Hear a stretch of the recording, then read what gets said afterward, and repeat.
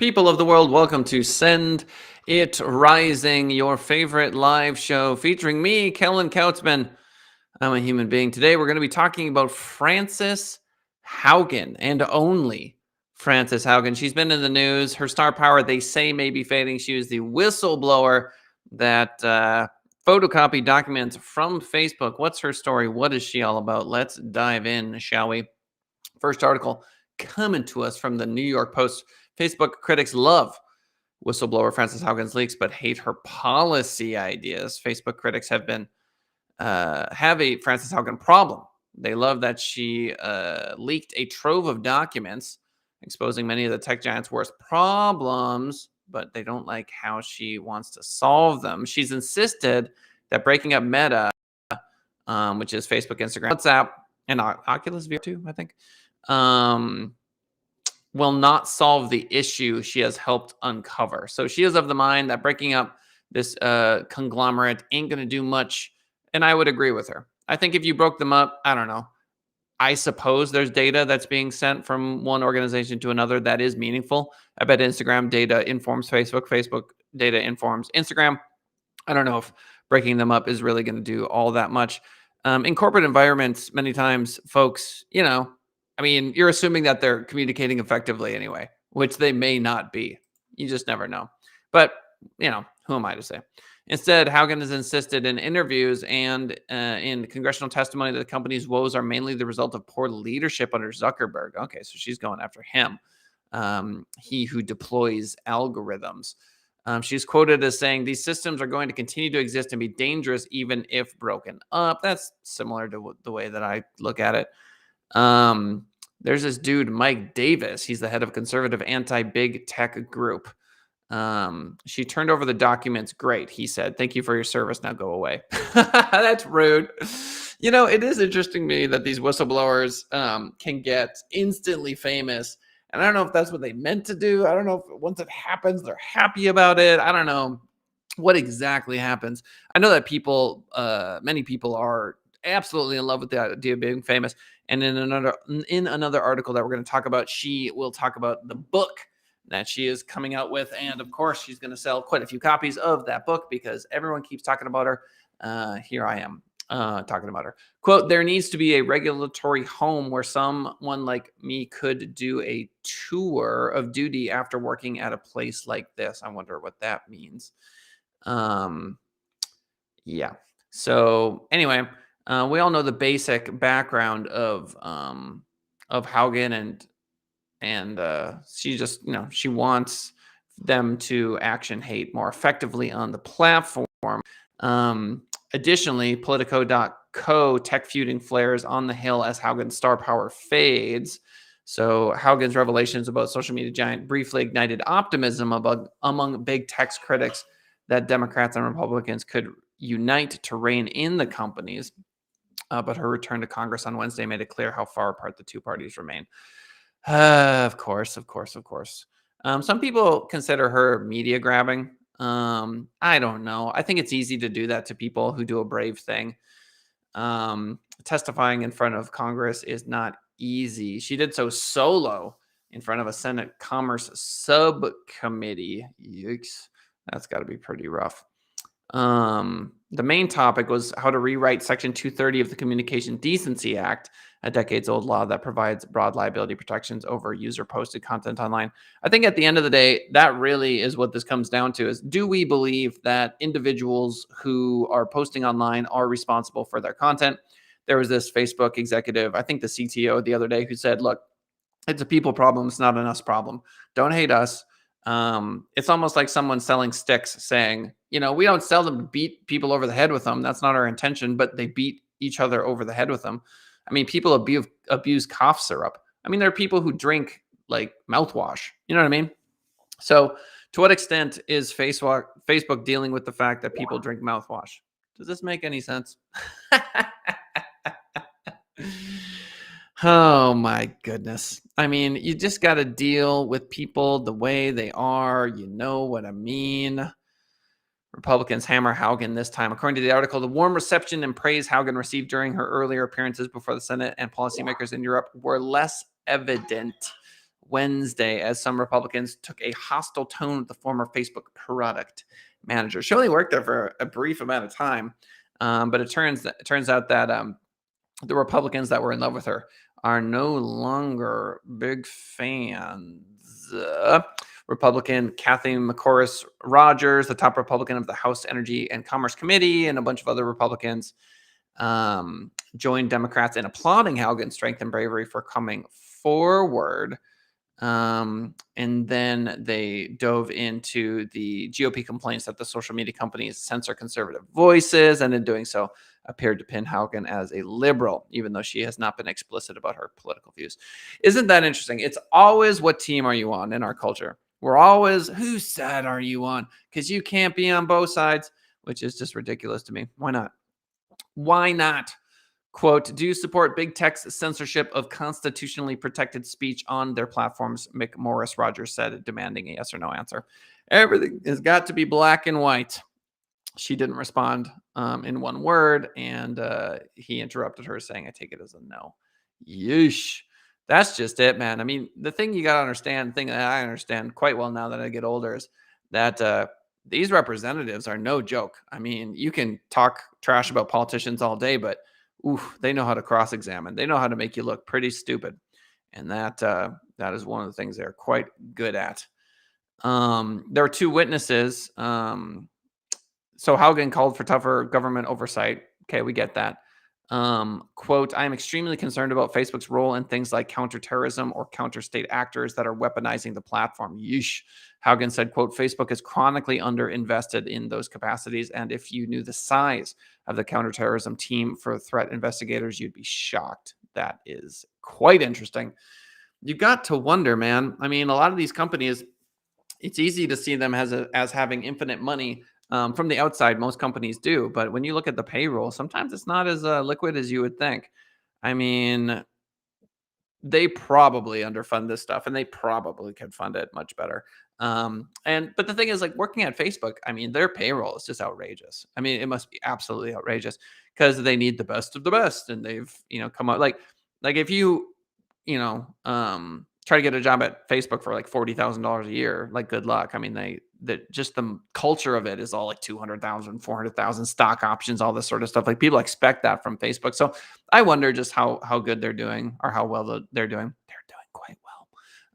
I mean, Facebook ads is ridiculous, absolutely ridiculous. But the world expects them to do everything, to do absolutely everything.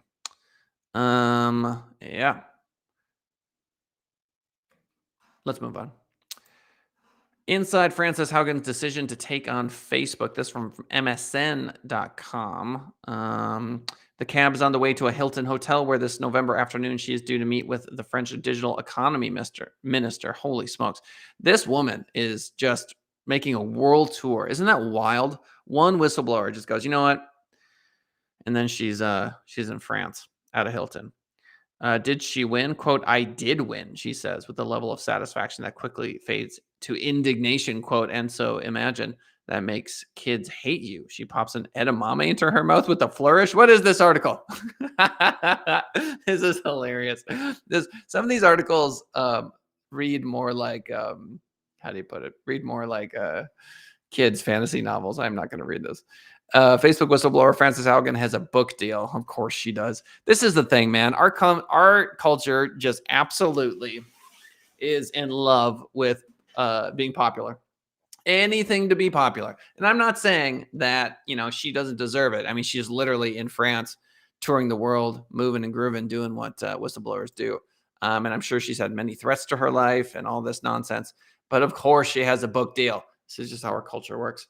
Former Facebook manager who startled the world by leaking tens of thousands of internal documents and accusing her former employer of caring more about money than the public has a book deal. During my time at Facebook, according to Haugen, I realized a devastating truth. Almost nobody outside of Facebook knows what happens inside of Facebook. They operate in the dark. Of course they do. Quote, they win by keeping their system closed without oversight or transparency, by shrouding their operations in secrecy and PR spin. I came forward because I believe that every human being deserves the dignity of the truth. And the truth is that Facebook buys its astronomical profits by sacrificing our safety. I'm telling you, man, the fact that Jack Dorsey left Twitter, unsurprising to me. Zuckerberg, man, it's if you want to like you think back to the French Revolution, it's not necessarily royalty that people get really upset with over time. It's the oligarchy. You know what I mean? They get upset with people having vast power and wealth that is not distributed fairly, which is why Facebook and a lot of these major companies will just donate money, and those kinds of messages get lost because people are way more attracted to complaining. Have you noticed that? We as people love to complain, but compliments are sort of like we see them with it's a grain of salt, right? You walk up to someone, you're like, "Oh my gosh, you look great today." You're like, "Thanks. What do you want from me?" Have you ever noticed that? Like, how many people email you just saying, "Hey, I hope you're having a great day." You know what I mean? It's so rare because it's hope you're having a great day. Here's this thing I'm trying to sell you. Everybody is trying to sell everybody else on stuff. This is capitalism. I'm not saying I know a better system, but it is a little rough because there's always this uh, smiley, glad hands, two faced sort of capitalist model. I mean, it gets really sad too when you get into spirituality, right? You got the churches and the coaches and the spiritual leaders and come to my seminar and the whole thing. Just wild. It's just like the religion is the dollar. You know what I mean? Am I the only one who feels like it's like that out there? Anyway, so of course she's writing a book because how could she not?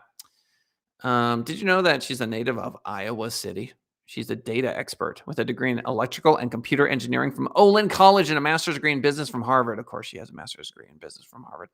She had 15 years of experience with tech companies, including Google and Yelp, before being recruited by Facebook in 2019. I bet they regret that. Can they sue her? How does that work? Can Facebook just sue Frances Haugen and try to get her to stop? I bet they already have. Let's look that up. Did Facebook sue Frances Haugen? I use Acacia. Acacia is a search engine that plants trees. I'm on 54 searches, which means I've planted almost 2 trees. You should use it. Could Facebook sue whistleblower Frances Haugen, WashingtonTimes.com? So they've taken a harsher tone toward whistleblower Frances Haugen. U.S. law protects whistleblowers who disclose information about potential misconduct to the government, but that protection doesn't necessarily cover taking corporate secrets to the media. Oof. According to the article, Facebook has to walk a fine line. They have to weigh whether suing her, which could dissuade other employees from doing so, is worth casting itself as a legal Godzilla, willing to stomp on a woman who says she's just doing the right thing. Oof. So there's professional damage. Obviously, people are reluctant to hire them in the future. Facebook did not respond to questions, but the answer is no. Apparently, Facebook has not chosen to fight. Final article of the day. And Frances Haugen is super scared about Facebook's metaverse. Okay. In a glitzy October keynote presentation, according to the MSN.com article, all links to all articles are right there in the description.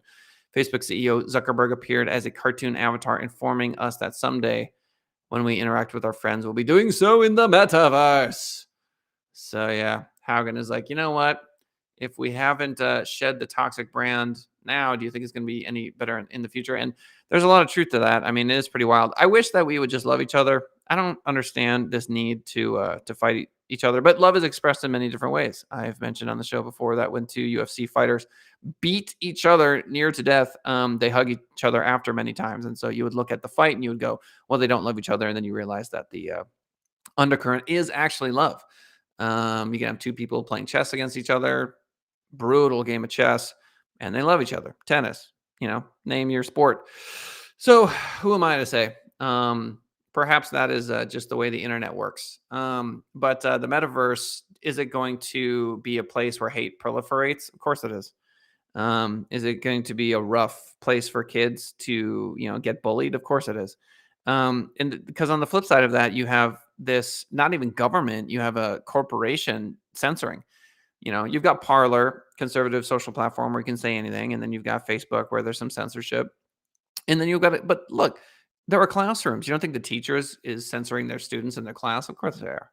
Absolutely, 100% they are. And so it's really what we're talking about is adult censorship. Isn't that wild? We're way more concerned with what an 18-year-old can say. 14-year-old, you're like, you can't say that. And we're all kind of cool with that. And then you get into a corporate environment and you get censored all the time. We censor ourselves all of the time. I'm censoring myself on this show. I don't swear on this show, but I swear outside of the show. Of course I do. The tone and choices I make in words on this show are different. I mean, you could see that as a form of censorship. So if you're in Meta and say you have to use Meta to make a living, now things get wild. That's where things get crazy. Like you have to Google things essentially. I guess you can Acacia things, you can Bing things.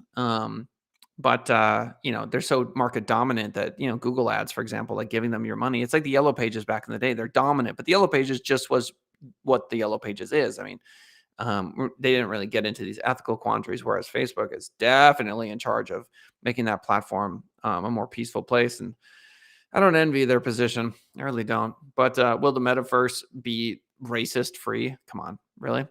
I think we'll get to a point where the algorithm will fight against it, but people are very, very quick witted and able to get whatever they want to get across.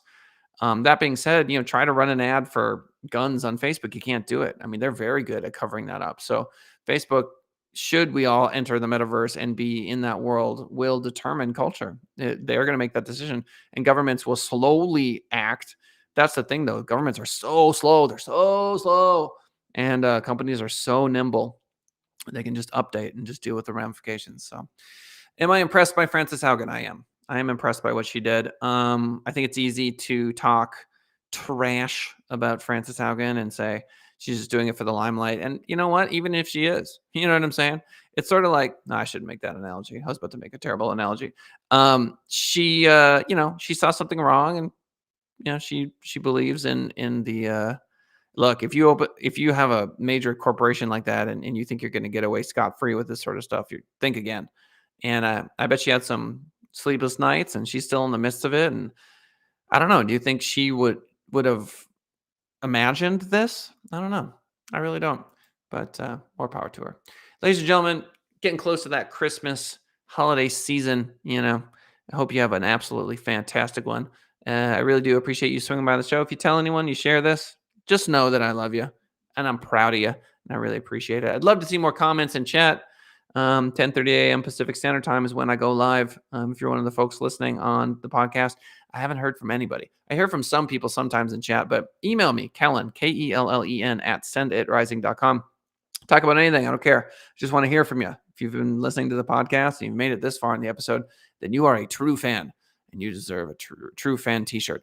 Email me, Kellen at senditrising.com. Say, Kellen, send me free swag, and I'll have to come up with swag because I don't have any. But just email me so I know you're out there. I love hearing from you. I want more questions in chat. I want, when I have guests on the show, for there to be a stream of people chatting. That's the vision. That when I pop on, a whole bunch of folks are communicating with me, even if they're trolling me. I would prefer that to silence. So if you want to do me solid, join me for the live show. Love you guys. Talk to you next time. Bye.